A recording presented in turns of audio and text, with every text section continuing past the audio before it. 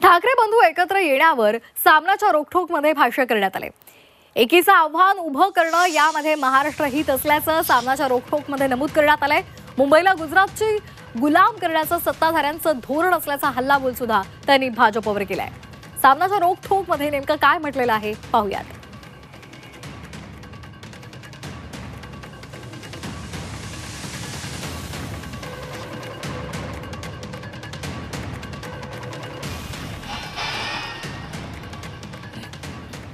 मराठी माणसात आणि ठाकरे बंधूंमध्ये फूट पाडणं यातच दिल्ली आणि इथल्या व्यापारी राजकारणाचं हित आहे।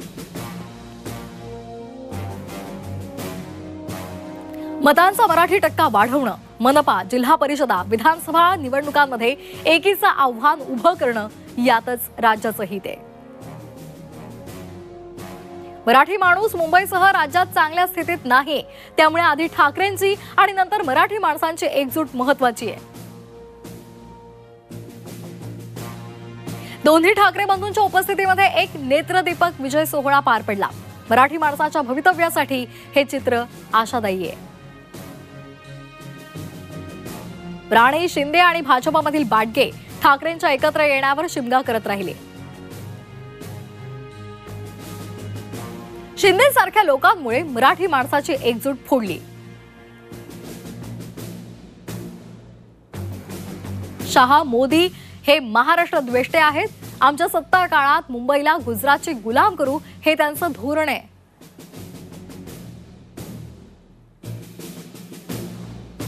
तर एकंदरीतच शहा, मोदी आणि त्याचबरोबर एकनाथ शिंदेंसह राज्य सरकारवर रोखठोकमधून कडाडून टीका करण्यात आलेली आहे। मुंबईला गुजरातची गुलाम करण्याचे यांचं धोरण आहे असा आरोप सुद्धा सामनाच्या अग्रलेखातून करण्यात आलेला आहे। ठाकरे बंधू एकत्र येण्यावरून सामनामध्ये भाष्य करण्यात आलेलं आहे।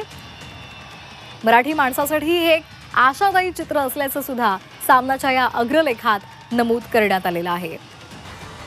कालचा सोहळा हा नेत्रदीपक होता आणि त्याचबरोबर मराठी माणसाच्या भवितव्यासाठी हे एक आशादायी चित्र आहे असं सुद्धा सामनात म्हटलेलं आहे।